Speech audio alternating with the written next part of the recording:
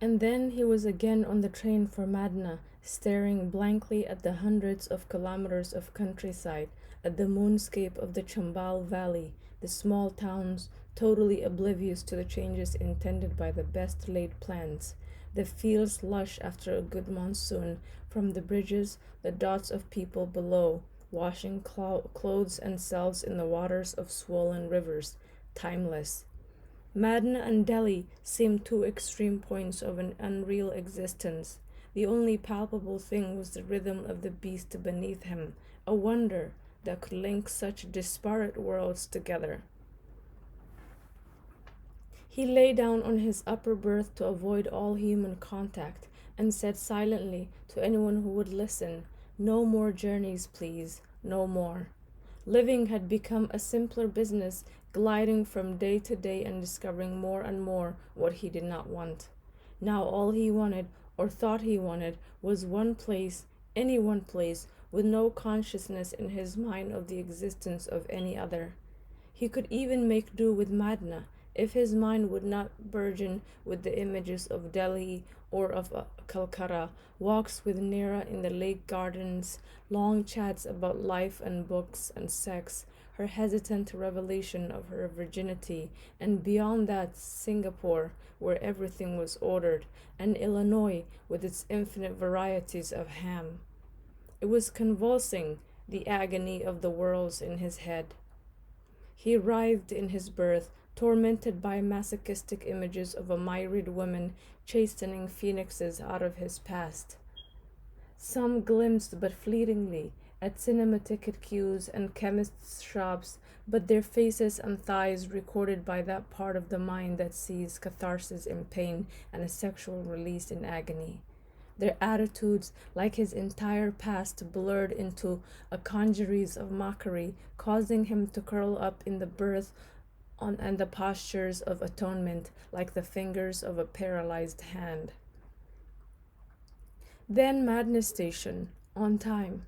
The beggars squabbling around the taps, their luggage now no longer so alien, the arse breaking jeep, the cigarette and sugarcane stalls, the bridge, Vasant's children swinging on the rest house gate, waving at him, the stench of booze and stale air around Shankar's door.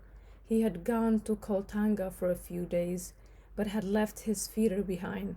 Vasant with his jug of supposedly boiled water and a cup of sweet tea. Everything unchanged, as though time itself had occupied, accompanied him away from Madna. Vasant and his progeny crowded him to watch him open the door. Vasant said, "Many people have come. Collector of Pal and Deputy Secretary Industries and the Englishman with his wife." They followed Augustia into the dark, silent room. The frog, disturbed, hopped to another corner. Augustia went to the mirror. His reflection, like the room, was sullied by dust. He took his tea out to the comfortable warmth of the veranda. While the children explored the room while pretending to clean it, Vasant followed him to repeat the news. Collector Pal and Deputy Secretary Indris are staying in Srivistav Sab's house. But the Englishman is staying here. He pointed to the circuit house. Augustia was determined not to inquire and to see how long Vasant could refrain from divulging all his information without any display of interest from his audience. He was cynically amused at how easily he had slipped back into the Madna life, playing personality games with a caretaker cook. Vasant lost that round almost immediately. The Englishman came here 2 days ago. He's come to find out about his cousin. It made no sense, but Augustia let it pass. Dust billowed out of the open door. Through its haze, he saw one child force the wastebasket over another's head. "Tell them not to disturb the frog," he said to Vasant as he moved his chair away from the door. Later, he unpacked slowly. He put back on the shelf the Gita, Marcus Aurelius, and his diary. He had hardly remembered them on his holiday. He spread on the bed the cover he had brought back with him, the cream sheet with the huge red dot in the center. He yelled for Vasant, asked him for more tea, and gave him Tamsi's painting to dust. He trimmed his beard slowly, with care. The lizard seemed to have multiplied greatly in his absence. The late afternoon sun touched the cassettes on the table. He browsed through his diary. Now he had nothing to record. He picked up the Madna District Gazetteer from beside his canvas shoes on the bottom shelf. He read a paragraph or two, but the words didn't register. He then lay down to watch the ceiling. Like an automaton, he repeated familiar acts: the walk to the collector's house at about 7, through the circuit house compound and past the yawning stray dogs, the huge field with its shacks at one edge. Near the club they had put up nets. The cricket season had begun. Past the Madna Club, the crowds in and around the bus station, scores waiting to get away from Madna, a green and yellow state transport bus revving up at the mouth of the station, passengers on its roof, tying down their luggage at their own risk. The board read, Madna to Jampana. Dispirited faces behind the window bars. A woman was being sick at one window. He watched her white vomit crawl down the side of the bus. Someone called his name. It was Mohan, smiling and walking towards him. The whole scene clicked into focus. Bhatia was buying cigarettes a few yards away. With Mohan was a man with very short hair who seemed familiar. Hello, August. How is Delhi? You've met Dubey before, haven't you? He's assistant conservator of forests at Gorapak. Of course we've met. You arranged the feast at our picnic. They laughed and shook hands. Bhatia came up, looking happier than usual. I am getting out of here, a long Diwali break. I'm leaving this evening, in fact, just now. I'm rushing back to pack the last-minute things, then I'm moving. Don't look so excited, said Mohan. You'll be back here before you can even brush your teeth. Well, it's better than not going at all, said Bhatia. I'm not so sure, said Agastya. Bhatia only beamed in reply, said, Bye, we'll chat when I return, shook hands with the three and left. They watched him scurry away through the traffic. You couldn't be going to any place that you couldn't go to a little later. Let's go and have tea somewhere, said Mohan. As Sati says, no one does anything in Madna that couldn't wait. They moved towards the dabas on the far side of the station. You like spending your free evenings here, watching the buses leave? Asked Agastya. Perhaps you feel nice seeing people leave Madna? They laughed. Dubey said, I came up here for the day. I'm returning to Gorapak now, and Mohan and Bhatia came to see me off. I missed the 6:30 bus. I have to wait for the next one. They passed a small crowd around a crafty old man selling aphrodisiacs. The man's beard seemed grey, more with dirt than with age. Exhortations and promises in a voice roughened by the years of yelling out his petty fictions. Agastya noticed with a half-smile his peon Digambar succumbing to buy a bottle. All dabas all over look the same, thought Agastya. Kerosene lamps, cracked tables, abundant bustle, urchin waiters, a sweaty toughie yelling at them, crates of indigenous coke surrogates, an enticing smell of tandoori rotis and chole mingling with the stench of the drains. 3 teas, said Dubey to the urchin who wiped the table with a dirtier rag. Aren't you two going home for Diwali? Asked Agastya. Yes, I am, said Mohan. The day after tomorrow. Rohini will stay back in Alwar. No sense in taking her to Pirtana. Pirtana will be worse than Gorapak, which is saying quite a lot, said Dubey with a shy smile. No electricity, remember? Mohan smiled. Exigencies of service. A bus roared out of the station, filling the daba with exhaust smoke. Dubey scratched his head. He looked drawn and ugly like a convict. His face convulsed occasionally as he spoke of the bareness of his life at Gorapak. There's no market, nothing. There's small club where everyone just plays bridge, nothing else. After office, I don't feel like returning to my room, where I just lie in bed and wait for dinner. But there's nowhere to go. What do you do then? Asked Augustia. I go and watch the river sometimes, or I go and watch them playing bridge. Augustia looked away. He seemed to be enclosed by the unheroic and petty desolation of others in exile, the district judge, Batia, now Dubay. I have asked for a transfer to a better place, said Dubay. With my father dead, my mother and younger sister can't stay alone. They'll come and stay with me. I hope the transfer comes through. Transfer to? Well, Dubay smiled again. After Mohan leaves, there'll be a vacancy here in Madna. We're waiting for my sister to finish her school exams. She could do her college here in Madna. Under the table tutorship of the collector's wife, said Augustia silently. They finished their teas and went to inquire about the next bus to Gorapak. Crowds and the smells of weary bodies around the ticket counters. Stained cement benches under the wan tube lights. Infinitely patient village women in incongruously gaudy pinks and greens, squatting on the floor, smoking beedies. Somewhere a transitor belting out a Hindi disco song, hopelessly dissonant with its environs. They watched Dubé get onto a bus and become another dispirited face behind the window bars. At least I get a jeep wherever I go, said Augustia silently as the bus pulled away. Where were you going before we pleaded with you to grace our company with your presence? Asked Mohan as they moved towards the gates of the bus station. To the collector's, to sort of report that I'd returned from my holiday. Come, I'll walk you part of the way. Mohan sounded a little preoccupied.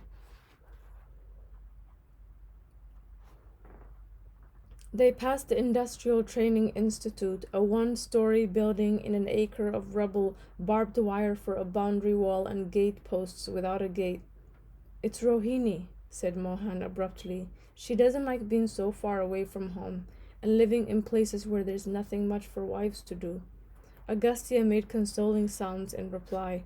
Mohan asked, Where are you going for your BDO training? I don't know yet. They parted at the turn to the collector's house. I'll come over tomorrow to say hello properly, said Augustia. Yes, you must, Mohan smiled, because who knows when we shall meet again. He saw the faint perplexity on Augustia's face. See, I'm leaving the day after tomorrow for Alwar. When I return, you'll be BDO somewhere, probably in some other subdivision. And anyway, I'll be going to Pertana almost immediately, and then you could be posted as assistant collector anywhere in the state. All the lights seemed to be on in the collector's house, far more lights anyway than Augustia had ever seen before.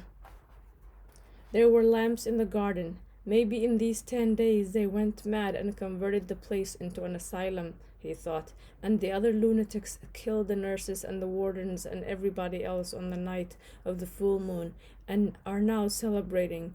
And maybe the whole district will turn up to drink blood jubilantly over the corpse of Shrivistav, scowling even in death. Chairs on the lawn, Urdu ghazals from two speakers on side tables, peons flitting, Kumar standing in front of two seated victims, pulling up his pants and describing something with a zest seemingly not shared by his audience. Shrivistav was even serving booze, Joshi in flapping safari suit flitting with the peons. Two bridge groups, the women sitting in one large formal circle, painted and perfumed, kids racing around. Shipra, Shrivistav's daughter, saw him first. Bengali uncle has come! Bengali uncle has come! She ran shrieking to her mother. Her friends followed, repeating her chant. In some delinquent mouths it changed to Pumbali Kunkal has bum. Wondering how to strangle them all, Augustia went after them to say hello.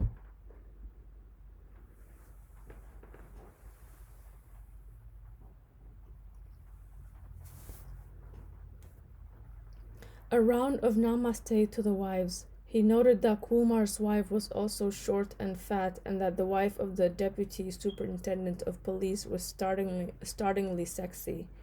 Then, on the way to the bridge tables, he could not circumvent Kumar. Hansen, when did you arrive? Remember that bastard taxi driver in Delhi? Well, he was beaten up and his license confiscated. His seated victims were Bajaj and Rajan, the collector of Pal.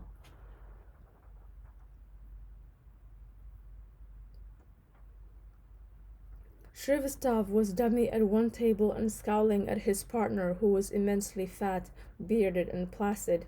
He looked like a maker of lethally dull art films.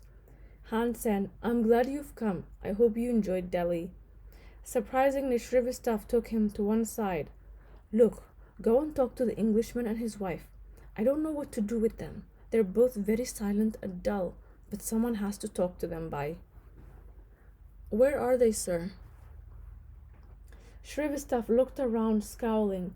I once read in an Enid Blyton, sir, said Agastya silently, that if the wind changes when you're making faces, then your face gets permanently fucked. I can't see them. Perhaps they've escaped and returned to the circuit house, said Shrivastava wistfully. Look, Sen, they are your responsibility. Are you going to drink? Shrivastava was scowling at Agastya's top shirt button. Yes, sir. Well, drink with them and keep them happy. Shrivastava returned to the table with less of a scowl to find that his placid partner had lost the contract. The Englishman and his wife emerged from the house. Either his wife was Indian, thought Agastya, or he had gone to piddle with his Indian mistress. They were both young, definitely less than 30. Hello, my name is Agastya Sen. He didn't catch either name. The woman said, You've been our only topic of conversation for the past 2 days. All these district officials have been anxiously awaiting your return. They've been saying in practically as many words that once you return, the two of us are going to have a simply lovely time in Madna. We're supposed to get on famously. Your mother was Christian, so we are meant to have a lot in common, and your father is Madhusudan Sen, and we're both very impressed, though I had to nudge my husband to ooh with awe at that time. Agastya was a little taken back. She was heavy and full, like the center of an adolescent wet dream, in a dark blue salwar kameez. Mr. Shrivastava's been awfully nice to us, said the Englishman. Light brown mustache and small, rather timid blue eyes. They sat down beside a lamp at some distance from the others. Kumar grinned at them from the right and raised his glass in a long-distance toast. Agastya could hear Shrivastava explaining to his fat partner, but in a surprisingly polite voice, exactly how badly he, the fat partner, had played the last game.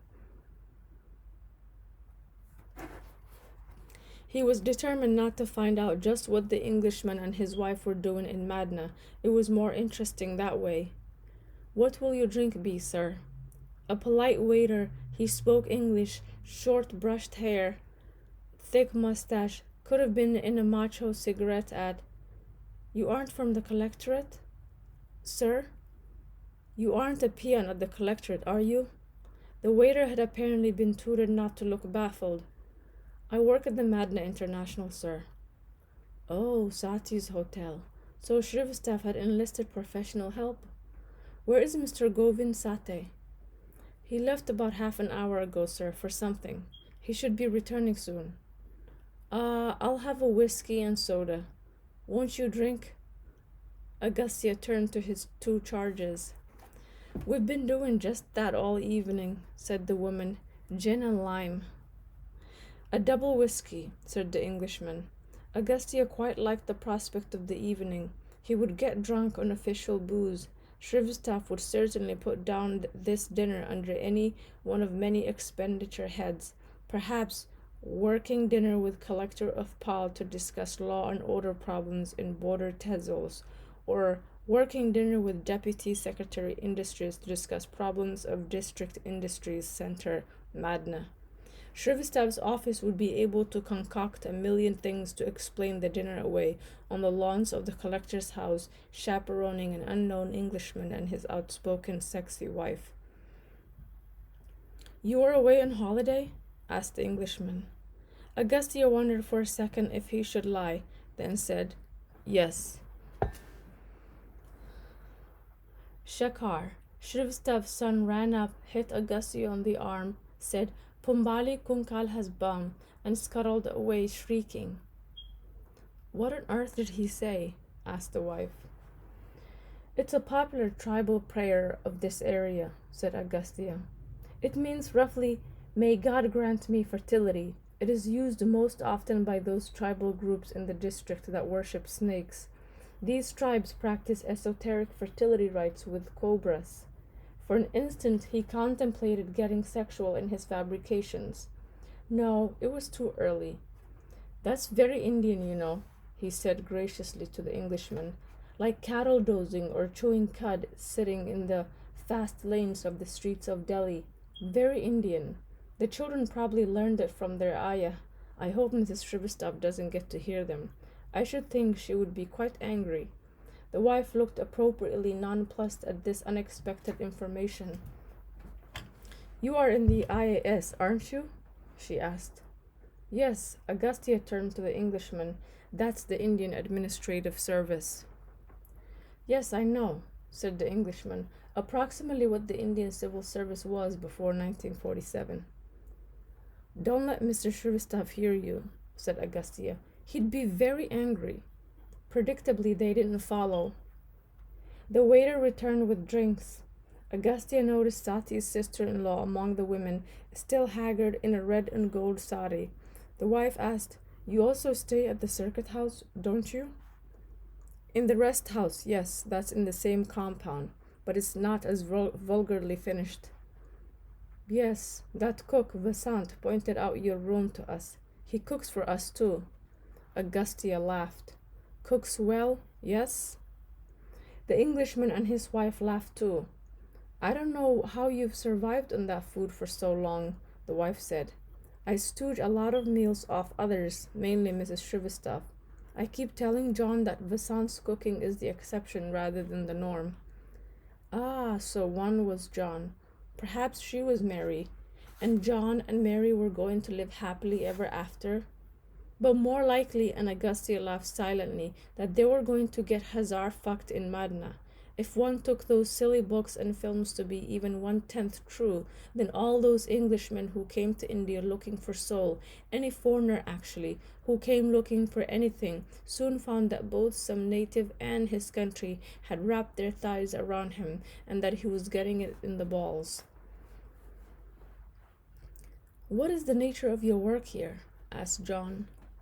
Agastya looked at him suspiciously, to read on his face whether the question meant why is the government of India paying a moral like you? I'm being trained in the wiles of administration, moving from office to office, trying to learn what each office does.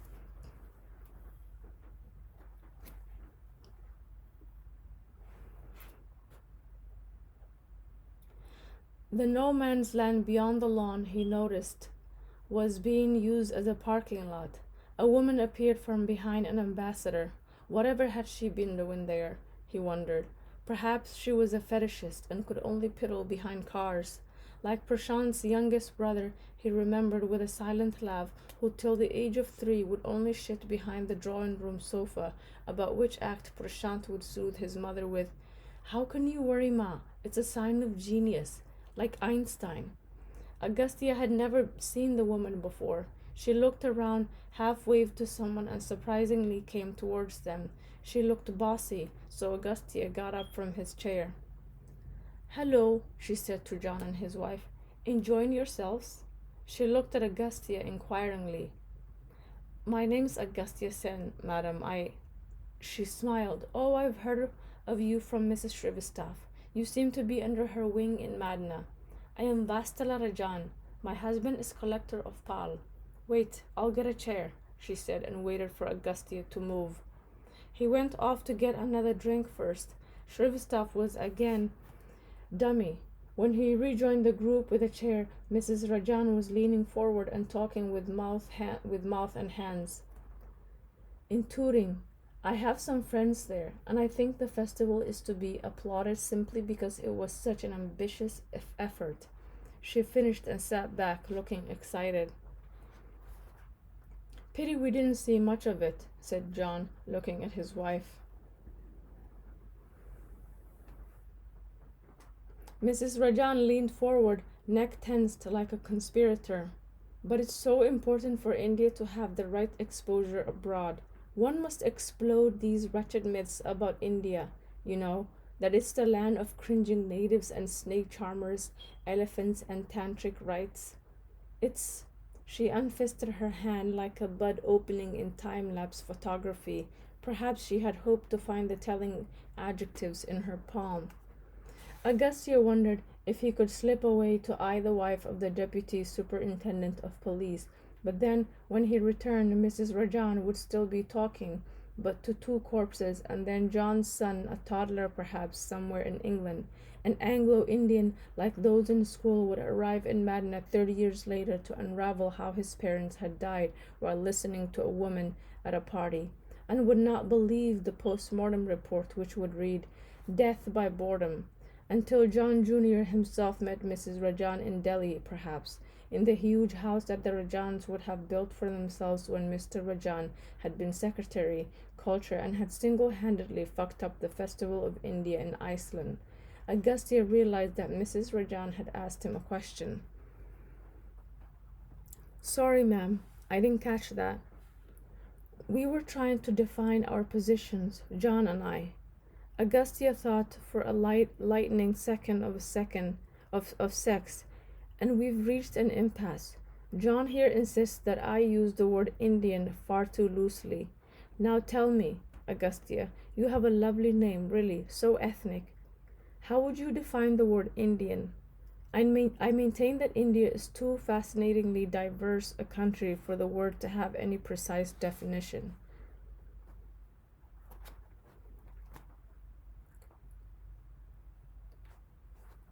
Augustia's eyeballs flicked from left to right, seeking ways of escape. Just what had these fuckers been up to? No wonder Rajan was sitting there patiently listening to Kumar. Compared to Rajan's wife, Kumar was Somerset Maugham.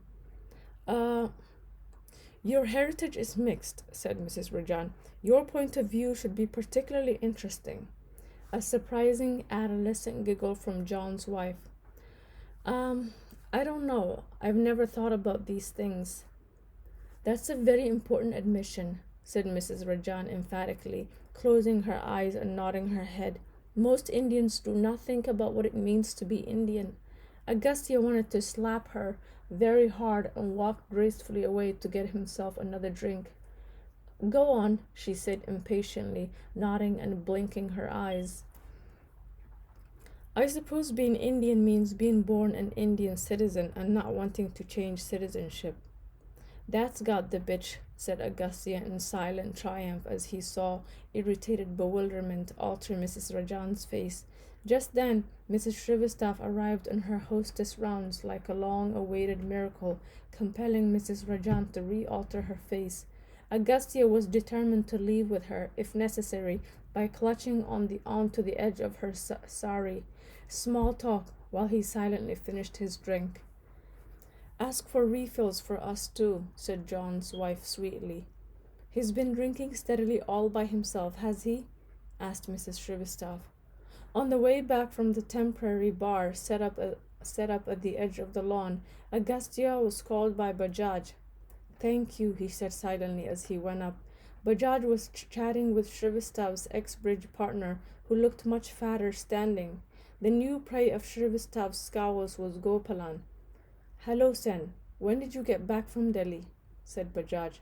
"Have you met Mr. Panda, our Deputy Secretary Industries, ex-collector of Koltanga?"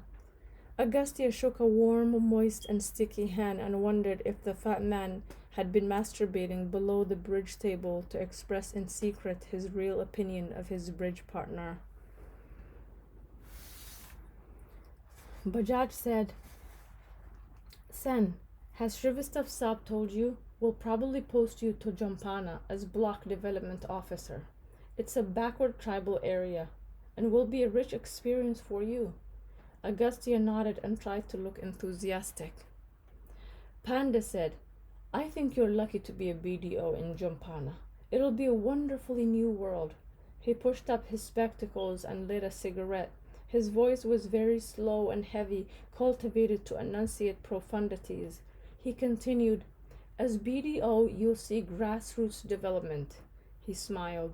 He had brown teeth.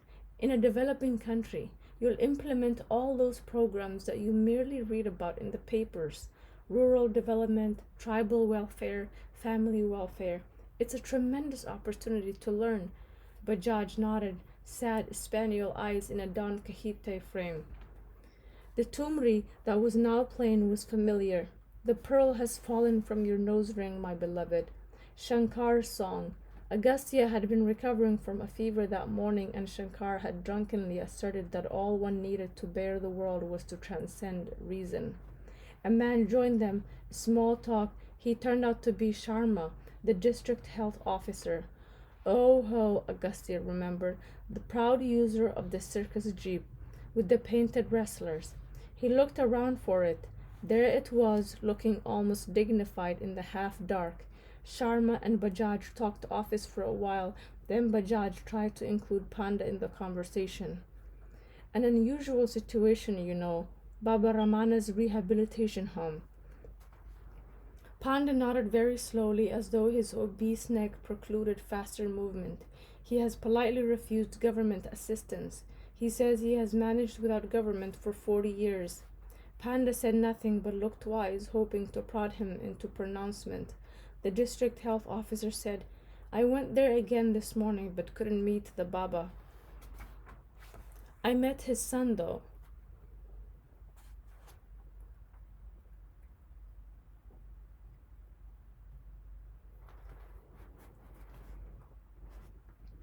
He said that the government aid, unfortunately, will be followed by government interference. "That's quite true, though," said Panda. "But that man is really almost a saint. What a labor of love, this rehabilitation program of his." Everyone nodded solemnly. Agastya saw a red Maruti crunch up on the drive. Sati got out, looked around, and went to talk to someone at one of the bridge tables. Then Bajaj was asking him, "Sen, you've seen Baba Ramana's home, haven't you?" No, sir. I haven't yet had the opportunity." And wanted to add, "I'm about as interested in him as he would be in me." Bajaj looked almost aghast. "Really, Sen, where have you been? Whatever have you been doing during training?" He turned to Sharma. When are you next going? Take Sen Saab with you. He must see it. It'll be very educative." "Sometime next week, perhaps," said the district health officer, nodding at Agastya. "I'll pick you up from the rest house. Will that be all right?" "Certainly. Thank you," said Agastya, relying on Sharma to forget, or on himself not to be in his room, or to be too stoned to hear the knock on the door. "You should have counted," he said to himself, "the number of times you heard the words education and enriching experience and their variants used about yourself." He said, "If you'll excuse me, sir, I have to go and talk to—" He realized that he didn't know their names. The Englishman and his wife. It sounded awful. "Mr. Shrivastov's orders. I have to chaperone them this evening." He moved away, saw Mrs. Rajan still leaning forward and talking shit, and veered to meet Sati, who said, "Why were you standing there for hours talking to that hippopotamus? So what if they don't eat human beings? Come on, drink up. We'll get refills and move away from the circus." They did, Agastya grinning in anticipation of the causicity to come. Which complex masterpiece awaits the final touches on your easel, O painter? Sati laughed as always with his body. "Did you ever see my Krishna cartoons? A set of 12. Those newspapers are reluctant to print them. They say they are too blasphemous. Quite sad. I thought of using English captions and sending them elsewhere, but they really don't sound as good in English." They had moved away towards the cars and finally settled against the bonnet of the circus jeep. In one, I have a politician telling Krishna at Kurukshetra, with sacks instead of bodies all around them. The sacks reading, "Black money, corruption, etc." The mind is restless, O Krishna. Agastya started. The words were too familiar. This was a commingling of two worlds. Surely those words were not the subject of a cartoon. And Krishna gives him two digestive pills and asks him to call him in the morning. Sati waited for Agastya to laugh. Your fine anglicized mind didn't understand. Well, it does sound much flatter in English, you know. For a politician, the mind and the stomach, they're more or less the same. No, I did understand. It's really a good joke. I was just thinking of something else. Of a surreal silent room a few minutes from here, of fretting on a white bed under a ghostly mosquito net, the restlessness of the body mimicking the disquietude of the mind. There was a stir around the bridge tables. Those idiots are changing partners again. Sati took a swig from his glass. Have you met our Englishman and his wife? Agastya saw that Mrs. Rajan had left to look for other prey and said, Shall we go and talk to them? I have orders to chat with them all evening. Certainly, and let's fill up on the way. He finished his glass. I wouldn't have thought the English could be so sentimental, unless dear John's real purpose here in India is to look for karma or try and arouse the Shakti at the base of his spine, and he's too embarrassed to admit it. You are doing well, said Agastya to himself. With your ignorance, even Sati seemed to know what John and his wife were doing in Madna. No doubt he would also know who and what Baba Ramana was. His precious protection of his ignorance was so childishly exciting. It reminded him of the secret thrills of the early years of school, of the boarders conspiring to eat a day scholar's tiffin, and waiting with quickened breath and knees pressed together with tension for the sucker to discover that he wouldn't eat that day. A similar feeling. You certainly have regressed, he smiled, for your kicks. Make both double, Ganesh, said Sati to the bartender. Oh, of course, he's your man, smiled Agastya. When Shrivastav asked you for help for this party, I thought you'd have sulked and refused, or asked for the club's booze license in return. He didn't ask me, he asked my brother, laughed Sati.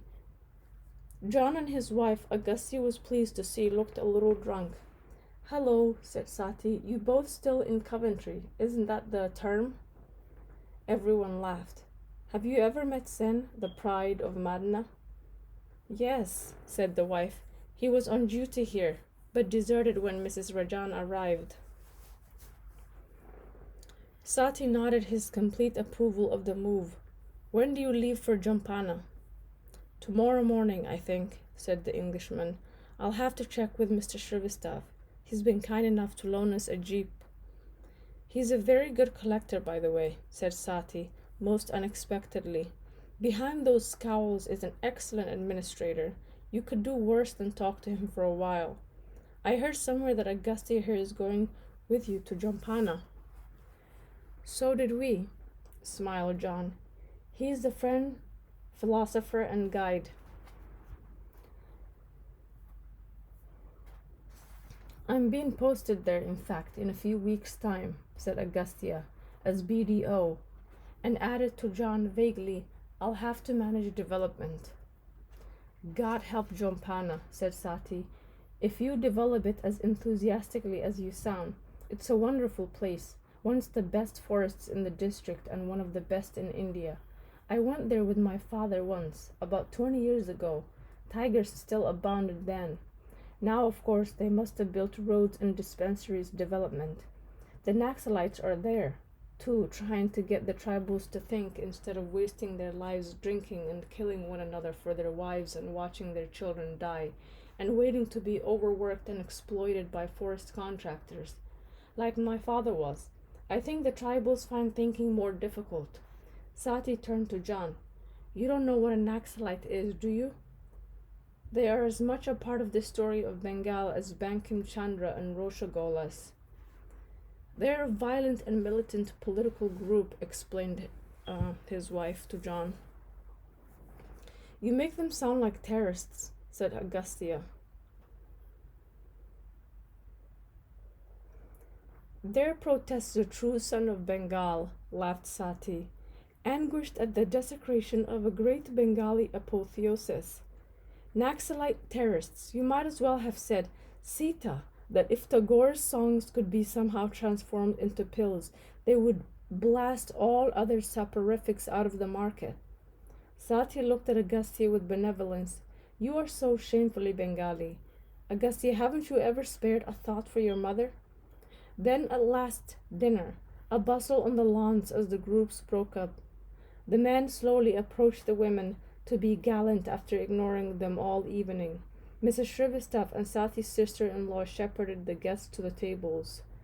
The clink and chatter and clatter of plates, the bridge players expectantly continued their post-mortem of the last game and of previous games, and seemingly of all games ever played over their plates of food, partly to impress the non-bridge players with, "Look, we have been exercising our minds while you've been getting drunk and wasting your time," and partly to talk so as not to have to listen to the views of the other bridge players. By virtue of his position in the district, Shrivastava won all his arguments and looked around in triumph for other victims. Agastya was thankful that he was seen by Shrivastava at his duty post. He was faintly amused by their names. As a couple, they were neither here nor there, neither Ram and Sita nor John and Mary. So Shrivastava smiled at them. Had a good evening? What is this? Mercurial alteration to scowl, looking at Sita's plate. You are a vegetarian? We thought of leaving tomorrow morning, said John, if the jeep will be available then. The furrows on Shrivastava's brow smoothened. Ah, yes, of course. Sen will go with you. You're going with them, aren't you? Yes, sir. See what Jompana is like. If you don't like it, then I'll try and get you to do your BDO ship somewhere else. He turned to John. So, did you get anything else of interest in the record room? Yes, John smiled, quite genuinely this time. Some of my grandfather's inspection notes, his official tour diary, judgments in a variety of cases. I've photostated a few things. Shrivastava nodded. The record room is in a mess, but perhaps that's why you could get so much. If it had been cleared up and organized, then some of that would doubtless have been thrown away. Then, Sen, suddenly with a scowl, which department are you attached to now? The District Industries Center, sir. This 1 week. Oh, rubbish place. You can easily miss that. You've been reading the District Gazetteer for months, no? To John, he'll explain anything you don't understand. To Agastya, I've told Joshi to give you the small savings jeep. You remind him tonight before you leave. Over dessert, Agastya encountered Rajan, the collector of Pal. He was stunned to discover that Rajan was as lethal as his wife, and they recalled Madan. I feel quite happy when two really fucked people marry each other. The world begins to look organized. Rajan was aggressive and open and given to continual self-revelation in the conviction that he fascinated his listeners. He had taught physics somewhere in America, with some Nobel laureate physicists pronounced physicists. From a 20-minute monologue, Agastya learned that physics had led him to Kant, who had led him to the Indian Administrative Service. Even among those physicists, there were petty jealousies. I was getting nowhere, I felt. I was restless. Et tu, Rajan smiled. Why are you smiling? No, nothing, sir. Do go on. Rajan did. In 10 years, perhaps I'll be like this, thought Agastya, with a wife like Mrs. Rajan, chatting with a stranger about restlessness as though it was the price of petrol. He reached his rest house room well after 12. John had wanted to leave at 7 the next morning. Agastya, thinking of his exercise, had suggested 8 and had convinced them that it wouldn't be uncomfortably warm. The soft blue light, the cloying smoke from the coil of incense that he had lit in the evening to keep the mosquitoes away. He stood at the door looking in. How many nights? He switched off the tube lights on the veranda. No, now the room was black like a tomb. He switched on the light again and began the familiar journey through the room, around the bed, past the table and the dressing room, where his reflection looked spectral, the wraith that he had always jested with, the only listener of his silent laughter. There were the same cassettes on the table, the books on the shelf. He remembered Sati's description of his Krishna cartoons. He picked up the books and read aloud in the glow of the tube light. Strong men know not despair, Arjuna, for this wins neither heaven nor earth. His voice sounded strange like someone else's. Death, a release from impressions of sense, from twitchings of appetite, from excursions of thought, and from service to the flesh.